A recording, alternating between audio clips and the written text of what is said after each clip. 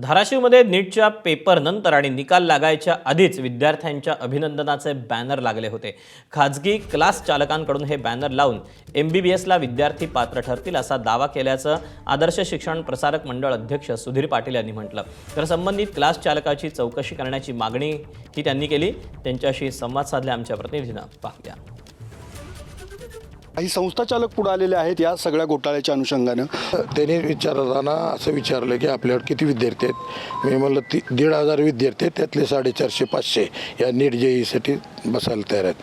त्यांनी मला असा प्रश्न विचारला की इथं 1-2 कोट ज्यांच्या पालकाचं उत्पन्न आहे असे किती विद्यार्थी असतील।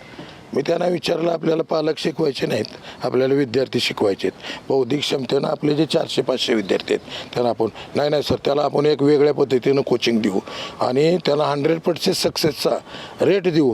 मला असं कसं शक्य आहे म्हणलं, मला शंका यायला लागली की असं कसं काय विचारतो। आम्ही गेल्या 70 वर्षापासून शिक्षण संस्था चालवतोय, असं एखादा आम्हाला हजारो आम्ही अधिकाऱ्याशी संपर्क, नीट JEEच्या आधी बऱ्याच अधिकाऱ्याशी आम्ही संपर्कात होतो, असं आम्हाला कोणी आश्वासन दिलं नाही की 100% सक्सेस देऊ।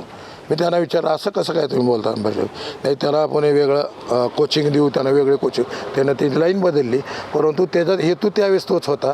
त्यांनी परीक्षेच्या निकाला अगोदरच सांगितलं होतं 600+ आमचे पेपर राहतील, अभिनंदनाचे बॅनर लावलेत। अजून परीक्षा व्हायच्या होत्या त्याच्या अगोदर, म्हणजे परीक्षेचे निकाल यायचे होते त्याच्या अगोदर यांनी बॅनर लावले। एवढा कॉन्फिडन्स ह्याला कुठून आला हो?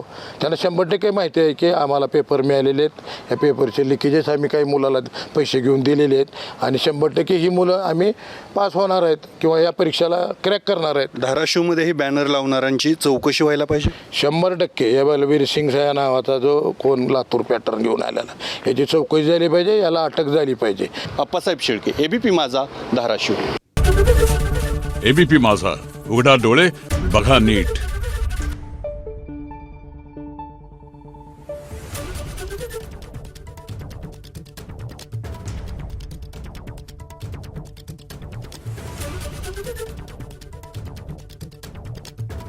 Thank you.